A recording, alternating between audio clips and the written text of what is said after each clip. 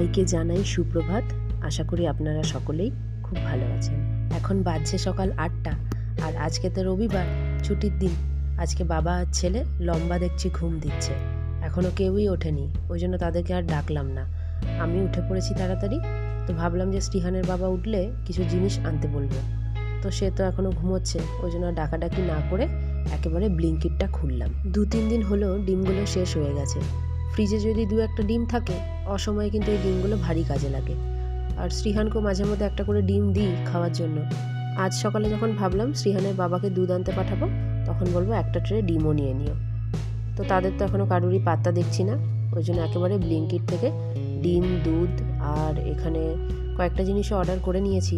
Order যখন করতেই হবে, তার 1-2টো জিনিস দিয়ে কী করব, মোটামুটি যেগুলো ছিল না হাতের কাছে সকালবেলাতে দরকার হয়, সেই সমস্ত কয়েকটা জিনিস অর্ডার করে নিয়েছিলাম। এই যে একটা ম্যাগির প্যাকেট নিয়েছি, আর এখানে একটা ব্রাউন ব্রেড নিয়েছি, আর তার সাথে একটা ওটসের প্যাকেট। আজ ভাবছি ব্রেকফাস্টে ব্রেড টোস্ট করে দেবো। আর উঠেই যখন পড়েছি সকাল সকাল, তো ছেলেটাও ঘুমোচ্ছে, এই সময় গিয়ে বরং ঝাড়ু পোছাগুলো করে নিই। অন্যান্য দিনগুলোতে তো কাজের একটা তাড়া থাকে, ওর বাবা ডিউটি থেকে আসবে, খাবে দাবে, তো এই রবিবার দিনটা এমনিতেই তো একটু ঢিলা হয়েই চলে। আর ওর বাবা থাকলে যেন শরীরটা আরোই ঢিলা হয়ে যায়। তো ওই জন্য ওর বাবা ছেলে আজকে ওঠার আগে যতটা পেরেছি কাজগুলো করে নিয়ে আগে স্নানটা করে নিলাম। আগে চুলগুলো যখন বড় ছিল, এই মাথায় শ্যাম্পু দিলে না একেবারে গোছা গোছা চুল পড়তো। তো চুলটা কেটে নিয়ে এখন বেশ ভালোই হয়েছে, চুল পড়ার সংখ্যাটাও দেখছি অনেকটাই কমে গেছে। আর তাছাড়া চুলটা খুলে রেখে রান্না বান্না করতে কিন্তু এখন কোনো অসুবিধাই হয় না। আগে এই শ্যাম্পু করে রান্না করতে গেলে না চুলটা খুলে কিছুতে তো দাঁড়ানোই যেত না, আর তার উপর চুলটা বেঁধেও নিতাম, যার জন্য চুলে একটা গন্ধও হয়ে যেত। আর তাছাড়া ভেজা চুল বাঁধলে তো এমনিতেই চুল পড়বেই। তো সেই জ্বালা থেকে এখন কিন্তু অনেকটাই মুক্ত হয়ে গেছি। আজকের লাঞ্চে হচ্ছে চিকেন বিরিয়ানি। শ্রীহানের বাবার ডিমান্ড চিকেন বিরিয়ানি খাবে। তো আমি বলেছিলাম যে রবিবার উঠে চিকেন আনতে গেলে অনেক দেরি হয়ে যাবে, ওই জন্য কাল রাতে গিয়েই চিকেনটাকে নিয়ে এসছে। তো আগে থেকে এনে রাখলে কি হয়, চিকেনটাকে ধুয়ে আরামসে ফ্রিজে রেখে দিয়েছিলাম। আর আজকে সকালবেলাতে উঠে চিকেন বার করে একদম মশলা দিয়ে মাখিয়ে বেশ 2-3 ঘন্টা মতো ম্যারিনেট করে রেখে দিয়েছিলাম। আর সকালে উঠে যদি এই সমস্ত আনা আনি ধোয়া করতে হতো, তাহলে কিন্তু অনেকটাই দেরি হয়ে যেত। আজ কটা আলুও দিচ্ছি, প্রেসারে আলুগুলোকে সেদ্ধ করে হালকা করে ভেজে রেখে দিয়েছিলাম। মাংসটা তো হয়েই গেছে, সামান্য একটু জল দিয়েছি আর এর মধ্যে আলুগুলোও দিয়ে দিলাম।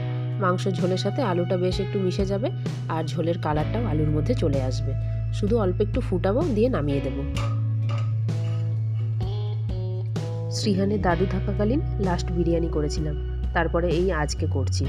তো ওর দাদু ছিল যখন, সেই সময় যে বিরিয়ানিটা করেছি তার পেছনেও একটা গল্প আছে, চলুন সেটা আপনাদের শোনাই। তো ওই বিরিয়ানিটা করার জন্য বাবা যেই চিকেনটা নিয়ে এসেছিলো, চিকেনটা যখন আমি সেদিন ধুচ্ছিলাম বেশ একটু হালকা হালকা গন্ধ আসছিল, তো তখন অতটা পাত্তা দিইনি। তারপরে রান্না টান্না যখন করছি, মাংস যত কষা হচ্ছে গন্ধটা যেন ততই তীব্র হচ্ছে। বিরিয়ানিতে এত স্ট্রং মশলা পড়ে, কিন্তু সেই মাংসর গন্ধ যেন সেই মশলার কাছেও হার মেনে যাচ্ছে। এখানে না চিকেন কিনতে গেলে আপনার চোখের সামনে কিন্তু গোটা মুরগি কেটে খুব কমই দেয়। তো আমরা বরাবর যেই দোকান থেকে মাংস আনি সেখান থেকেই কিন্তু আনা হয়েছিল, কিন্তু এইবার জানি না কি হয়েছে, তিনি কিন্তু একেবারে খারাপ মাংসটা আমাদেরকে দিয়ে দিয়েছে। শেষে মাংস রান্না করতে করতে শ্রীহানের বাবাকে আমি ফোন করলাম যে হ্যাঁ গো, মাংসটা থেকে তো ভীষণ গন্ধ বেরোচ্ছে, এটা দিয়ে বিরিয়ানি করলে খাওয়া যাবে কিনা সেটাও বোঝা যাচ্ছে না। আমার নাকে না আবার গন্ধ জিনিসটা ভীষণ বেশি আসে। তো আমার এই কথা শুনে ওর বাবা বলছে যে তোমার কথা শুনে আর মাংসটাকে ফেলতে হবে না, তুমি রান্নাই করে দাও, জানি না কত দূর কী হয়েছে, তো আমরা খেয়ে নেব। তো সেই শুনে তো আমি রান্নাও করে দিলাম, দিয়ে রান্না করার পর তাদেরকে যখন খেতে দিচ্ছি তারাই খেতে পাচ্ছে না, আর তাহলে আমি তো আরও অনেক দূর। শেষে ওই বিরিয়ানি চলে গেল সোজা কুকুরদের পেটে, আর আমাদের ঘরে তখন রান্না হলো ডাল ভাত আর একটা করে ডিম ভাজা।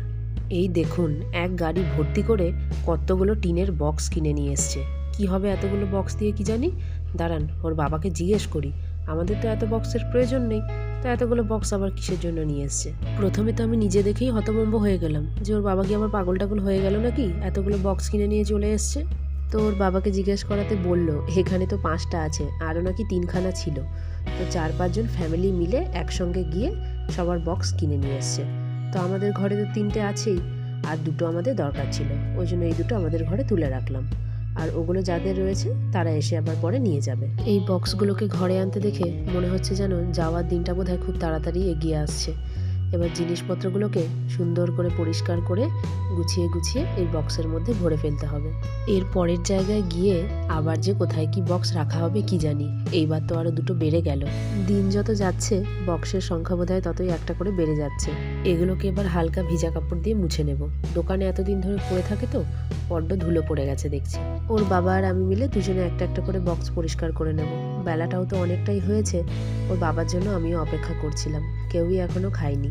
শ্রীহানকে খাইয়ে দিয়েছি, আমরা দুজন খেতে বসবো, তার আগে ওকে একটু ঘুম পাড়িয়ে দেবো। অনেকটাই সময় হয়ে গেছে তো, নয়তো খেতে বসলেই ঘুমের জন্য ও আবার বড্ড বিরক্ত করবে।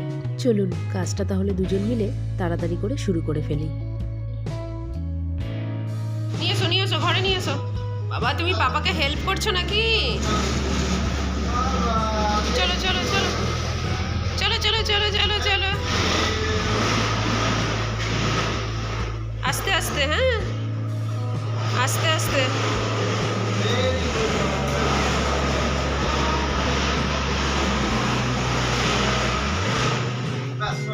ব্যাস থাক, যাও।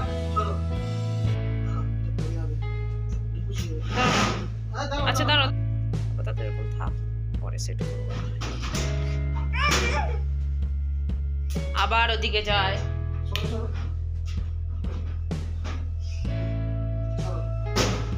থাক, চলে এসো।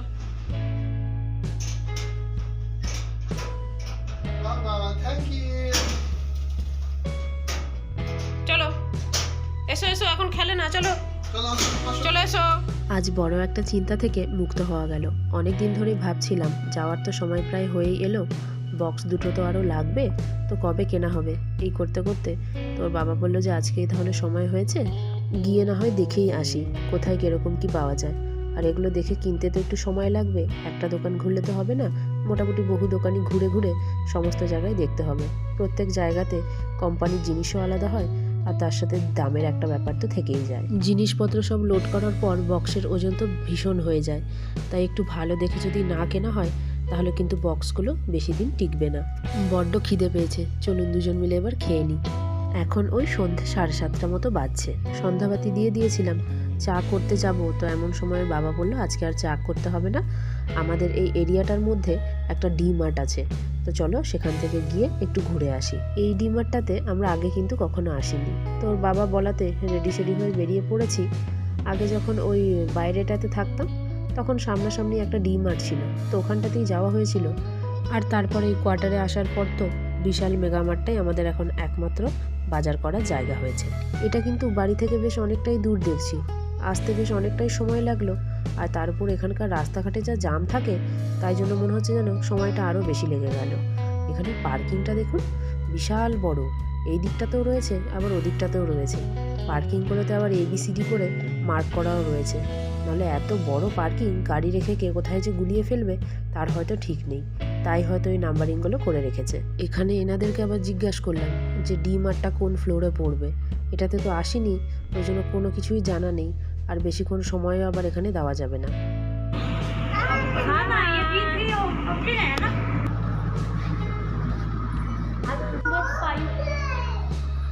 এই যে অবশেষে এসে পৌঁছালাম। এই মলটা এত বড়, আর তার সাথে দেখছি ফ্লোরের সংখ্যাও প্রচুর। এক একটা ফ্লোরে এক এক ধরনের শপিং করার জিনিসপত্র রয়েছে, তবে ওগুলোতে আজ আর যাবো না। যা বড় দেখছি এইটুকু সময় হাতে নিয়ে পুরোটা ঘুরে শেষ করা যাবে না। চলুন যেটার জন্য এসছি সেটাতেই বরং যাই।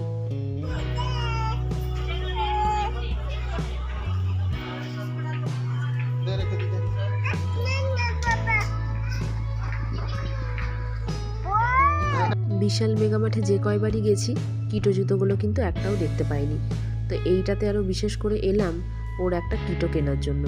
তো অনেক ধরনেরই জুতো আছে দেখছি, তবে একটা মুশকিল কি হলো বলুন তো, ওর যেই সাইজটা দরকার সেটাই দেখছি মাত্র একটা পিস পড়ে রয়েছে, তো সবগুলোই নাকি বিক্রি হয়ে গেছে। কি আর করব, দেখে শুনে আর কিনতে পারলাম না, ওই দরকার ছিল বলে ওই একটা পিস ছিল ওটাই নিয়েছি। এখানেও দেখছি বেশ অনেক ধরনেরই কালেকশন রয়েছে। আর এটা দেখুন, টেবিল ম্যাট, কি সুন্দর দেখতে তাই না? ওই প্লাস্টিকের ম্যাটগুলো কি হয়, মুছতে মুছতে কিন্তু কালারটাও চটে যায়, আর তার সাথে সাইড থেকে কোনাগুলোও কিন্তু ফেটে আসে। তবে এই জিনিসটা কিন্তু আমার দেখে মনে হচ্ছে এটা কিন্তু নষ্ট হওয়ার কোনো চান্সই নেই। আপনি কিন্তু ইজিলি এটাকে ধুয়েও পরিষ্কার করতে পারবেন। জিনিসটা কিন্তু হাতে ধরে খুব সফট মনে হলো, আর তার সাথে কিন্তু কালারটাও যাবে বলে আমার মনে হচ্ছে না। এই যে চলে এলাম এবার আমাদের নিত্যদিনের দরকারি জিনিসপত্রের দিকে। অনেক ধরনেরই সবজি আছে দেখছি, তবে এখানে এসে আমি কিন্তু একটা ভীষণ পছন্দের সবজি পেয়ে গেছি। এই দেখুন, কাঁকরোল বা ঘিয়া করলা। তবে সবগুলোই দেখছি পেকে হলুদ হয়ে গেছে। কতদিন পর মনে হচ্ছে এই সবজিটাকে আবার চোখে দেখতে পেলাম। এখানের মানুষজনেরা কিন্তু এগুলো খুবই কম খায়, যার জন্য দেখুন বিক্রিও বোধহয় হয়নি। ওই বেছে কুচে যে কটা সবুজ মতো পেলাম সেগুলোই নিয়ে নিয়েছি আজকে। তবে এগুলো কিন্তু এখানে 80 টাকা কেজিতে পেলাম, তো আধা কেজি মতো নিলাম। আর যা আছে মোটামুটি সেগুলো আমাদের সবজি গাড়িতেই পেয়ে যাব। তো ওই দিকটাতে আর বেশিক্ষণ দাঁড়ালাম না, আবার অন্য একটা সাইডে চলে এসেছি। সেখানেও আর কিছু দরকার ছিল না। আর এসছি আমার একটা শ্যাম্পু নিতে। এইবার ভাবছি বায়োটিকের একটা শ্যাম্পু ইউজ করব, কিন্তু এখানে বোতলগুলো দেখছি ভীষণ বড় বড়। কোনোদিন বায়োটিকটা ইউজ করিনি, তো ভাবছি প্রথমে ছোটোটা দিয়েই শুরু করব। একটা কালো জিরার প্যাকেট দরকার ছিল, তো এখানে কালো জিরাটা দেখতে পাচ্ছি না। কালো জিরা বাদে যা মশলা আছে সবগুলোই রয়েছে, কিন্তু যেটা দরকার সেটাই পাওয়া গেল না। আর এদিকে তো সমস্ত লুজ জিনিসপত্র রয়েছে, যার যতটা দরকার নিয়ে ওজন করিয়ে নিতে পারে। মুদি বাজার তো করাই আছে, এখান থেকে তো আর বিশেষ কিছু জিনিসপত্রের দরকার নেই। ওই হাতের কাছে যে কটা না ছিল আর নতুন নতুন যা দেখলাম দু একটা ওটাই নিয়েছি। কিটো জুতোটা কিনে ট্রলিটার মধ্যে রেখেছি, শ্রীহান সেটা দেখে ওর পায়ের জুতোটা খুলেও আবার এর মধ্যে রেখে দিয়েছে। কি কাণ্ড বলুন দেখি। 1 ঘন্টা হয়ে গেল, শুধু ডিমার্টটাই আমাদের এখনো ঘোরা কমপ্লিট হলো না। এখনো প্রচুর জায়গা আছে দেখছি, তবে আজ আর যাওয়া হবে না। ছেলেও বিরক্ত শুরু করে দিয়েছে। চলুন ওর বাবা গিয়ে আগে বিলটা করাক, ততক্ষণ আমি ছেলেটাকে নিয়ে আশেপাশেটা একটুখানি ঘুরে দেখে নিই। এখানে খুব সুন্দর সুন্দর ফুলের গাছগুলো দেখছি। ও বাবা, এটা আবার কি? ও এয়ার ফ্রেশনার, কি সুন্দর ওপরটা দেখতে লাগছে দেখুন। দেখে প্রথমে ভাবলাম আবার ছোট ছোট ফ্যানগুলি বোধহয়। এই ফুলগুলো কিন্তু দারুণ সুন্দর দেখতে লাগছে। ওপরের বড়গুলো 260 টাকা করে, আর ডিমার্টের প্রাইস হিসেবে সেগুলো 229 টাকা করে দিচ্ছে। চলুন এই দিকটা থেকে আবার বেরিয়ে পড়ি, আর দাঁড়িয়ে থেকে লাভ নেই। দেখি ওর বাবা আবার কত দূর কি গেল। আর যেতে যেতে যে কটা চোখে পড়ছে একবার করে চোখ বুলিয়ে নিচ্ছি। ছোট্ট ছোট্ট এই ঠাকুরগুলো দেখুন, দেখতে কিন্তু ভারী মিষ্টি লাগছে। আর তার সাথে এদিকে দেখছি আবার ছোট্ট ফুলের টবও আছে। এগুলো কিন্তু আবার 100 টাকা করে দাম, কিন্তু ডিমার্টের প্রাইসে সেগুলো 70 টাকা মতন দাম নিচ্ছে। এই জায়গাটাতে না এলে পরে মনটা কিন্তু বড্ড ছটফট করতে থাকে। তো ওর বাবা ওই দিকটাতে দাঁড়িয়ে রয়েছে, ততক্ষণ এক ফলক এসে এই দিকটাতেও আমি ঘুরে গেলাম। 9টা মতো বাজতে যাচ্ছে। চলুন এবার বাড়ির দিকে যাই, অনেকটাই তো দূর, তারপর আবার রাস্তাতেও কতটা কি হবে কি জানি। বাড়িতে পৌঁছে চলুন আপনাদের দেখাবো কি কি কিনলাম। খুব বেশি জিনিস তো নিইনি, তাই হয়তো গিয়ে চট করেই দেখিয়ে দিতে পারবো। আর বাড়ি ফেরার পথেই রাস্তাতে আবার এই মলটা দেখলাম, দেখতে কি সুন্দর তাই না? আর এখানে দেখছি আবার বাচ্চাদের জন্য একটু মেলা মতনও বসেছে। কাছাকাছি প্রায় চলেই এসছি, আর মিনিট কয়েকের পথ।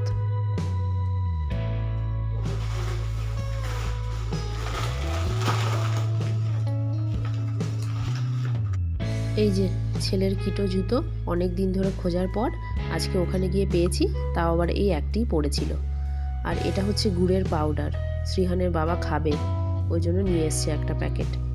আর এখানে আরেকটা জিনিস পেয়েছি, এই দেখুন মিষ্টি কটকটি।